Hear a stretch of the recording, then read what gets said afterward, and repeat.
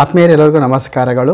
Specified post CRP, BRP, ECO, BRC coordinator, subject inspectors, mid day ಮೀಲ್ಸಿನ AD ಆಗಿರ್ಬೋದು ಅಥವಾ APC post ಅಥವಾ technical post ಅಂದಾಗ ಈ ಒಂದು ಡೈಟ್ ಇರ್ಬೋದು, B.Ed ಕಾಲೇಜ್ ಇರ್ಬೋದು, ಕಮಿಷನರ್ ಇರ್ಬೋದು.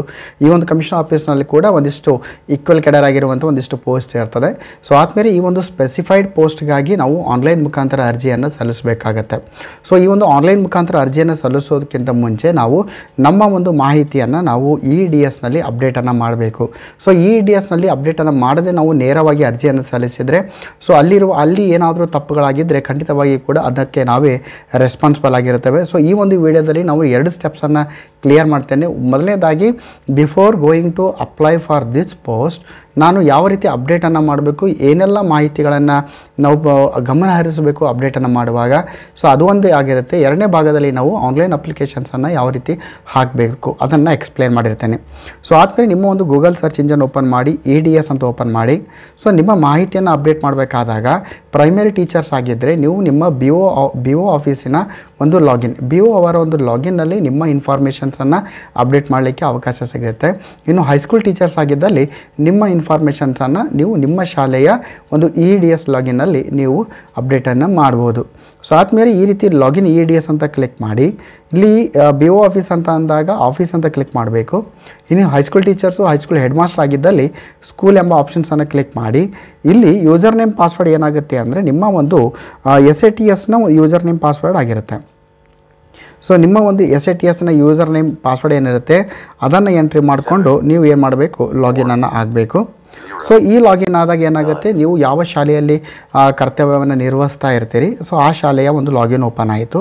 ಸೊ ಆದಮೇಲೆ ಇಲ್ಲಿ ಟೀಚರ್ಸ್ ಡೀಟೇಲ್ಸ್ ಅಂತ ಇದೆ. ಸೊ ಟೀಚರ್ಸ್ ಡೀಟೇಲ್ಸ್ ಅಂತ ಕ್ಲಿಕ್ ಮಾಡಬೇಕು. ಅದಾದ ನಂತರ ಸೊ ಆ ಒಂದು ಟೀಚರ್ ಅಂದರೆ BO ಆಫೀಸ್ ಲಾಗಿನ್ ಆಗಿದ್ದರೆ BO ಕಚೇರಿಯ ವ್ಯಾಪ್ತಿ ಅಡಿಯಲ್ಲಿ ಬರುವಂಥ ಎಲ್ಲ ಶಿಕ್ಷಕರ ಒಂದಿಷ್ಟು ಪಟ್ಟಿ ಬರುತ್ತೆ. ಇನ್ನು high school teachers, high school head master ಆಗಿದ್ದಲ್ಲಿ ಆ ಒಂದು ಹೈಸ್ಕೂಲ್ನಲ್ಲಿ ವರ್ಕ್ ಮಾಡ್ತಿರುವಂಥ ಎಲ್ಲರ ಒಂದು ಪಟ್ಟಿ ಬರುತ್ತೆ.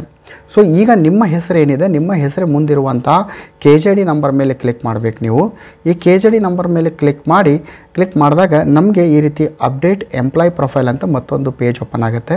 ಸೊ ಆದಮೇಲೆ ಇಲ್ಲಿ ನಿಮಗೆ ಯಾವೆಲ್ಲ ಒಂದು ಸೆಕ್ಷನ್ಸ್ನಲ್ಲಿ ಮಾಹಿತಿ ಅಪ್ಡೇಟ್ ಮಾಡಬೇಕು ಅಂದರೆ, ಒಂದು ಬೇಸಿಕ್ ಡೀಟೇಲ್ಸ್ ಇದೆ, ಎರಡನೇದು working details, priority, qualification details, department exam details, service details. So ಒಟ್ಟಾರೆಯಾಗಿ 6 ಒಂದು ಸೆಕ್ಷನ್ಸನ್ನು ಓಪನ್ ಮಾಡಬೇಕು. ಪ್ರತಿಯೊಂದು ಸೆಕ್ಷನ್ಸನ್ನು ಓಪನ್ ಮಾಡಿ ನೀವೇನು ಮಾಡಬೇಕು, ಎಲ್ಲ ಮಾಹಿತಿಯನ್ನು ಅಪ್ಡೇಟ್ ಮಾಡಬೇಕು. Basic details, personal details, details of dependent ಇಷ್ಟೊಂದಿದೆ. ಸೊ ಈ ಮಾಹಿತಿಯನ್ನು ಅಪ್ಡೇಟ್ ಮಾಡಬೇಕು. ಕೆಳಗಡೆ ತಾವು ಗಮನಿಸ್ತಾ ಇದ್ದೀರಿ ಅಪ್ಡೇಟ್ ಮತ್ತು ಪ್ರಿಂಟ್ ಪ್ರೊಫೈಲ್ ಅಂತ ಇದೆ. ಸೊ ಅಪ್ಡೇಟ್ ಮಾಡಲಿಕ್ಕೆ ಅವಕಾಶ ಇದೆ. ಸೊ ಇದಾದ ನಂತರ ವರ್ಕಿಂಗ್ ಡೀಟೇಲ್ಸನ್ನು ಅಪ್ಡೇಟ್ ಮಾಡಿ. ಸೊ ವರ್ಕಿಂಗ್ ಡೀಟೇಲ್ಸ್ನಲ್ಲಿ ವಿಶೇಷವಾಗಿ ನಾವು ಏನು ಗಮನಿಸ್ತೀವಿ ಅಂದರೆ ಎಲ್ಲ ಜಾಯ್ನಿಂಗ್ ಡೇಟ್ಸ್ಗಳನ್ನು ಎಲ್ಲವನ್ನು ನಾವು ನೋಡ್ಕೊಳ್ಬೇಕಾಗತ್ತೆ. ಸರಿ, ನಾನು ನೇರವಾಗಿ ಅದನ್ನು ಲೈವ್ ಆಗಿ ತೋರಿಸಿ ಎಕ್ಸ್ಪ್ಲೇನ್ ಮಾಡುವಂಥ ಒಂದಿಷ್ಟು ಪ್ರಯತ್ನ ಮಾಡಿರ್ತೀನಿ. ಸೊ ಇಲ್ಲಿ ಕೂಡ ವರ್ಕಿಂಗ್ ಡೀಟೇಲ್ಸ್ನಲ್ಲಿ ಕೂಡ ಸಾಕಷ್ಟು ಇದೆ. ಎಲ್ಲ ಇನ್ಫಾರ್ಮೇಷನ್ಸನ್ನು ನೀವು ನೋಡ್ಕೊಳ್ಬೇಕಾಗತ್ತೆ. ನಿಮ್ಮ ಪ್ರೆಸೆಂಟ್ ಬೇಸಿಕ್ ಪೇ ಇರ್ಬೋದು, date of joining into service ಇರ್ಬೋದು, ಪ್ರೆಸೆಂಟ್ ಕೆಡರು 371 ಎವ್ರಿಥಿಂಗ್ ಇನ್ಫಾರ್ಮೇಷನ್ಸನ್ನು ನೀವು ಇಲ್ಲಿ ಏನು ಮಾಡಬೇಕಾಗತ್ತೆ ಅಂದರೆ ಅಪ್ಡೇಟನ್ನು ಮಾಡಬೇಕಾಗತ್ತೆ. ಸೊ ಇದಾದಮೇಲೆ ಕೆಳಗಡೆ ಎಲ್ಲ ಒಂದು ಸಲ ಪರಿಶೀಲನೆ ಮಾಡಬೇಕು. ಇದಾದಮೇಲೆ ಅದೇ ರೀತಿ ಪ್ರಿಯಾರಿಟಿ ಇಲ್ಲಿ ಬರೋದಿಲ್ಲ. ಸ್ಪೆಸಿಫೈಡ್ ಪೋಸ್ಟ್ ಅಂತ ಬಂದಾಗ ಪ್ರಿಯಾರಿಟಿಗೆ ಅವಕಾಶ ಇಲ್ಲ. ಆದರೂ ಕೂಡ ಪ್ರಿಯಾರಿಟಿಯನ್ನು ನೋಡಿಕೊಂಡು ಅಪ್ಡೇಟನ್ನು ಮಾಡ್ಕೊಳ್ಳಿ. ಮುಂಬರುವ ದಿನಗಳಲ್ಲಿ ನಿಮ್ಗೆ ಹೆಲ್ಪ್ ಆಗುತ್ತೆ.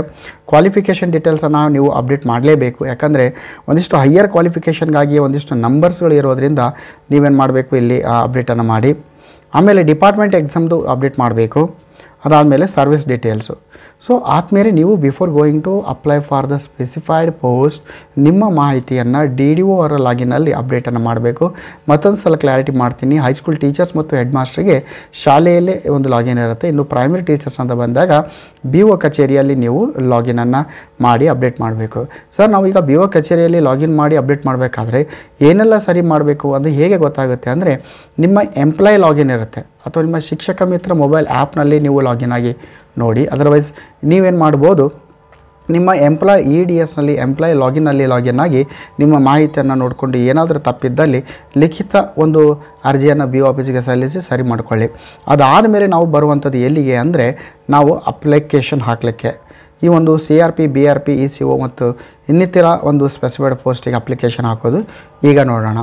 ಸೊ ಆದಮೇಲೆ ಮತ್ತೆ ಗೂಗಲ್ ಸರ್ಚ್ ಇಂಜನಲ್ಲಿ ಹೋಗಿ EDS ಅಂತ ಟೈಪ್ ಮಾಡಿ. ಮಾಡಿಕೊಂಡು ಲಾಗಿನ್ EADS ಅಂತ ಬರುತ್ತೆ, ಅದ್ರ ಮೇಲೆ ಕ್ಲಿಕ್ ಮಾಡಿ. ಸೊ ಆದಮೇಲೆ ತಾವು ಗಮನಿಸಬೇಕು, ಈಗ ಎಂಪ್ಲಾಯ್ ಅಂತ ಏನಿದೆ ಅದರ ಪಕ್ಕದಲ್ಲಿರುವಂಥ ಒಂದು ಬಟನ್ ಮೇಲೆ ಪ್ರೆಸ್ ಮಾಡಿ. ಇಲ್ಲಿ ನಿಮ್ಮ ಎಂಪ್ಲಾಯ್ ಲಾಗಿನ್ಗೆ ನಿಮ್ಮದೇ ಆಗಿರುವಂಥ ಒಂದು ಯೂಸರ್ ನೇಮ್ ಪಾಸ್ವರ್ಡ್ ಇರುತ್ತೆ.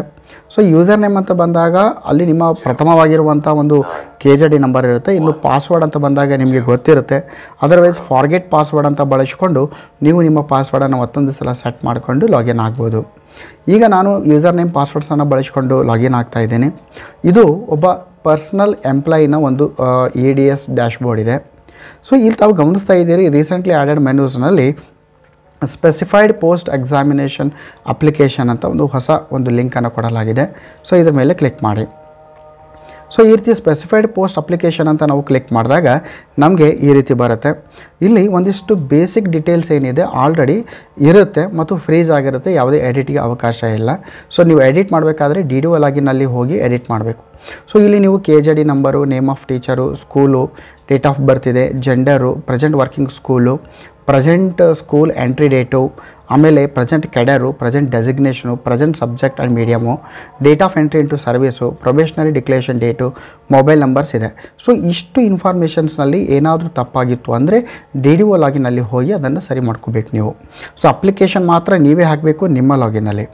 ಸೊ ಇಲ್ಲಿ ನೋಡಿ, ಎಕ್ಸಾಮಿನೇಷನ್ ಇನ್ ಮೀಡಿಯಮ್, ಯಾವ ಒಂದು ಎಕ್ಸಾಮಿನೇಷನ್ ನಿಮ್ಮ ಮೀಡಿಯಮ್ ಯಾವುದೇ, ಕನ್ನಡ ಮೀಡಿಯಮ್ನಲ್ಲಿ ಬರೀತಾರ ಇಂಗ್ಲೀಷಾ? ನಾನು ಇಲ್ಲಿ ಎಕ್ಸಾಂಪಲ್ ಆಗಿ ಕನ್ನಡ ಅಂತ ಸೆಲೆಕ್ಟ್ ಮಾಡಿದ್ದೀನಿ. Office bearer yes or no, already ನೀವು ಆಫೀಸ್ನಲ್ಲಿ ವರ್ಕ್ ಮಾಡ್ತಾಯಿದ್ರೆ ಎಸ್ ಅಂತ ಮಾಡಿ, ಅದರ್ವೈಸ್ ನೋ ಅಂತ ಮಾಡಿ. Apply for which post, block resource ಪರ್ಸನ್ಗೆ ಮಾಡ್ತಾ ಇದ್ದೀರಾ, ಟೆಕ್ನಿಕಲ್ ಅಸಿಸ್ಟೆಂಟ್ಗೆ ಬೇಕಾ, ಅಥವಾ ಎಜುಕೇಷನ್ ಕೋಆರ್ಡಿನೇಟರ್ ಅಥವಾ ECOಗಾಗಿ. ನಾನು ಒಬ್ಬ ಹೈಸ್ಕೂಲ್ ಟೀಚರ್ಸ್ ಆಗಿರೋದ್ರಿಂದ ನನಗೆ 3 ಎಲಿಜಿಬಿಲಿಟಿ ಬರುತ್ತೆ, BRP, ಟೆಕ್ನಿಕಲ್ ಅಸಿಸ್ಟೆಂಟ್ ಮತ್ತು ಎಜುಕೇಷನ್ ಕೋಆರ್ಡಿನೇಟರ್. ಒಂದು ವೇಳೆ ನೀವು ಪ್ರೈಮರಿ ಟೀಚರ್ಸ್ ಆಗಿದ್ದರೆ ನಿಮಗೆ ಆಪ್ಷನ್ಸ್ ಯಾವ ಬರುತ್ತೆ ಅಂದರೆ CRP, BRP ಮತ್ತು ಎಜುಕೇಷನ್ ಕೋಆರ್ಡಿನೇಟರ್ ಅಂತ ಬರುತ್ತೆ. ಇನ್ನು ಹೈಸ್ಕೂಲ್ ಹೆಡ್ ಮಾಸ್ಟರ್ ಆಗಿದ್ದಲ್ಲಿ BRC coordinator, mid day meals AD, ಆಮೇಲೆ ಸಬ್ಜೆಕ್ಟ್ ಇನ್ಸ್ಪೆಕ್ಟರ್ APC ಬರುತ್ತೆ. ಸೊ ಇಲ್ಲಿ ನೀವು ಅದನ್ನು ಸೆಲೆಕ್ಟ್ ಮಾಡಬೇಕಾಗತ್ತೆ. ಅದಾದಮೇಲೆ ಅಪ್ಲೋಡ್ ಡಾಕ್ಯುಮೆಂಟ್ಸ್.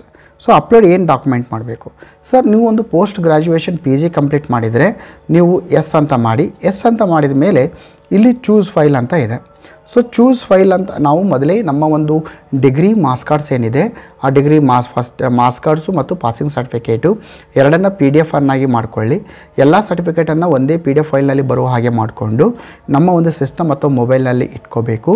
ಇಲ್ಲಿ ಚೂಸ್ ಫೈಲ್ ಅಂತ ಬಂದಾಗ ನಮ್ಮ ಮೊಬೈಲ್ ಅಥವಾ ಲ್ಯಾಪ್ಟಾಪಿನ ಬೇರೆ ಬೇರೆ ಡ್ರೈವ್ಸ್ ಓಪನ್ ಆಗುತ್ತೆ. ಸೊ ಈ ಒಂದು ಡ್ರೈವ್ಸನ್ನಲ್ಲಿರುವಂಥ ಒಂದು PDF ಫೈಲನ್ನು ಸೆಲೆಕ್ಟ್ ಮಾಡ್ಕೊಳ್ಳಿ. MPhil ಅಥವಾ PhD ಕಂಪ್ಲೀಟ್ ಆಗಿತ್ತು ಅಂದರೆ ಎಸ್ ಆರ್ ನೋ ಅಂತ ಇದ್ದರೆ ಎಸ್ ಇದ್ದರೆ ಎಸ್, ನೋ ಇದ್ದರೆ ನೋ. ಎಸ್ ಇದ್ದರೆ related documents. Computer training from KIONIX 6 months computer literacy test. ನೀವು KIONIXನಲ್ಲಿ 6 monthsನ ಕೋರ್ಸ್ ಕಂಪ್ಲೀಟ್ ಮಾಡಿದರೆ ಅದನ್ನೇ ಅಪ್ಲೋಡ್ ಮಾಡಿ.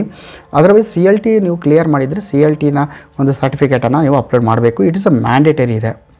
ಆಮೇಲೆ ನೆಕ್ಸ್ಟ್ ಬರುವಂಥದ್ದು article published in state, national, international level news paper. ನೀವು ನೋಡಿ, ಸ್ಟೇಟು, ನ್ಯಾಷನಲ್ಲು, ಇಂಟರ್ನ್ಯಾಷನಲ್ ನ್ಯೂಸ್ ಪೇಪರ್ನಲ್ಲಿ ಏನಾದರೂ ಆರ್ಟಿಕಲ್ ಪಬ್ಲಿಷ್ ಆಗಿತ್ತು ಅಂದರೆ ಅದನ್ನು ಎಸ್ ಇದ್ದರೆ ಎಸ್, ಎಸ್ ಇದ್ದರೆ ಅದರ ಒಂದು ಕಾಪಿಯನ್ನು ಅಪ್ಲೋಡ್ ಮಾಡಬೇಕು, ನೋ ಇದ್ದರೆ ನೋ. ಸೊ ಕೆಳಗಡೆ ಒಂದಿಷ್ಟು ಸರ್ವಿಸ್ ಡೀಟೇಲ್ಸ್ ಇದೆ. ಸೊ ಸರ್ವಿಸ್ ಡೀಟೇಲ್ಸನ್ನು ನೋಡಿಕೊಳ್ಳಿ, ಎಲ್ಲ ಒಂದು ಸರಿಯಾಗಿದ್ದು ಇಲ್ಲಿ ಎಕ್ಸ್ಪೀರಿಯನ್ಸ್ ಇನ್ ಇಯರ್ಸ್ ಕೂಡ ಇದೆ. ಸೊ ಈ ಇಯರ್ಸ್ ಕೂಡ ಇಲ್ಲಿ ನಿಮಗೆ ಎಕ್ಸ್ಪೀರಿಯನ್ಸ್ ಇನ್ ಇಯರ್ಸ್ ಬರುತ್ತೆ. ಕೊನೆಗಡೆ ನಾವು ಡಿಕ್ಲರೇಷನ್ ಪಕ್ಕದಲ್ಲಿ ಇರುವಂಥ ಒಂದು ಸ್ಕ್ವೇರ್ ಬಾಕ್ಸ್ ಏನಿದೆ ಅದರಲ್ಲಿ ಕ್ಲಿಕ್ ಮಾಡಿ ಕೆಳಗಡೆ ನಾವು ಫೈನಲ್ ಸಬ್ಮಿಷನ್ ಕೂಡ ಮಾಡ್ಬೋದು. Otherwise draft save. ಡ್ರಾಫ್ಟ್ ಅಂದರೆ ಇಲ್ಲಿವರೆಗೂ ನೀವೇನು ಮಾಹಿತಿಯನ್ನು ಅಪ್ಲೋಡ್ ಮಾಡಿರ್ತೀರಿ, ಏನೆಲ್ಲ ಫೈಲನ್ನು ಅಪ್ಲೋಡ್ ಮಾಡಿರ್ತೀರಿ ಅದೆಲ್ಲ ಡ್ರಾಫ್ಟಾಗಿ ಸೇವ್ ಆಗಿರುತ್ತೆ. ನೆಕ್ಸ್ಟ್ ಟೈಮ್ ನೀವೇನು ಮಾಡ್ಬೋದು, ಇದೇ ಅಪ್ಲಿಕೇಶನ್ ಓಪನ್ ಮಾಡಿ ಏನಾದರೂ ಎಡಿಟ್ ಮಾಡಿ ಫೈನಲ್ ಸಬ್ಮಿಟ್ ಕೊಡ್ಬೋದು. ಅದರ್ವೈಸ್ ಸರ್ ನಾನು ಇಲ್ಲಿವರೆಗೂ ನಾನು ಎಂಟ್ರಿ ಮಾಡಿರುವಂಥ ಮಾಹಿತಿ, ಅಪ್ಲೋಡ್ ಮಾಡಿರುವಂಥ ಡಾಕ್ಯುಮೆಂಟ್ಸ್ ಸರಿ ಇದೆ ಅಂತ ನಿಮಗೆ ಅನಿಸಿದರೆ ನೀವು ಫೈನಲ್ ಸಬ್ಮಿಟ್ ಬಟನನ್ನು ನೀವು ಕೊಡಿ, ಫೈನಲ್ ಸಬ್ಮಿಟ್ ಆಗ್ತದೆ. ಸೊ ಈ ರೀತಿ ನೀವು ಬಹಳ ಸುಲಭವಾಗಿ ಈ ಒಂದು ಸ್ಪೆಸಿಫೈಡ್ ಪೋಸ್ಟ್ಗಾಗಿ ನಾವು ಏನು ಮಾಡ್ಬೋದು, ಆನ್ಲೈನ್ ಮುಖಾಂತರ ಅರ್ಜಿಯನ್ನು ಸಲ್ಲಿಸ್ಬೋದು. ಸೊ ಆದಮೇಲೆ ಈಗಾಗಲೇ ತಾವು ಗಮನಿಸಿರ್ಬೋದು ನಮ್ಮ ಚಾನಲ್ನಲ್ಲಿ ಈ ಸ್ಪೆಸಿಫೈಡ್ ಪೋಸ್ಟನ್ನು ನಾವು ಯಾವ ರೀತಿ ಕ್ಲಿಯರ್ ಮಾಡಬೇಕು, how to crack these specified post. It may be CRP ಇರ್ಬೋದು, BRP, ECO, ಎಲ್ಲ BRC coordinator, subject inspectors, mid day meal AD ಇರ್ಬೋದು, APC ಇರ್ಬೋದು, ಟೆಕ್ನಿಕಲ್ ಪೋಸ್ಟ್. ಸೊ ಇದಕ್ಕೆ ಕ್ಲಿಯರ್ ಆಗಲಿಕ್ಕೆ ಒಂದು ಟ್ಯುಟೋರಿಯಲನ್ನು ಸ್ಟಾರ್ಟ್ ಮಾಡಿದ್ದೀವಿ, ಸರಣಿ ವೀಡಿಯೋಗಳಿದೆ. ಆ ಸರಣಿ ವೀಡಿಯೋಗಳಲ್ಲಿ ಎಲ್ಲ ಪೋಸ್ಟ್ಗಳಲ್ಲಿ ಕೇಳುವಂಥ ಕಾಮನ್ ಆಗಿರುವಂಥ ಪ್ರಶ್ನೆಗಳನ್ನು ಇಟ್ಕೊಂಡು ಸಿಲೆಬಸ್ಸನ್ನು ಪರಿಗಣನೆ ಮಾಡಿಕೊಂಡು ಇನ್ನು ಜೊತೆ ಜೊತೆಯಲ್ಲಿ ನಾವು ಹಳೆಯ ಒಂದು ಕ್ವಶನ್ ಪೇಪರ್ಸ್ಗಳನ್ನು ನಾವು ಅದನ್ನು ಫಾಲೋ ಮಾಡಿ ಅದನ್ನು ಇಟ್ಕೊಂಡು ನಾವು ಚರ್ಚೆಯನ್ನು ಮಾಡಿದ್ದೇವೆ. ಸೊ ಆದ್ಮೇಲೆ ನಮ್ಮ ಒಂದು ಯೂಟ್ಯೂಬ್ ಸರಣಿಯಲ್ಲಿ ಈ ಒಂದು ಟ್ಯುಟೋರಿಯಲ್ ವೀಡಿಯೋಸ್ಗಳು ಖಂಡಿತವಾಗಿ ಕೂಡ ನಿಮ್ಮ ಸ್ಪೆಸಿಫೈಡ್ ಪೋಸ್ಟನ್ನು ಕ್ರ್ಯಾಕ್ ಮಾಡಲಿಕ್ಕೆ ಸಹಾಯವಾಗುತ್ತೆ ಅಂತ ಹೇಳ್ತಾ all the best. Jai Hind, Vande Mataram.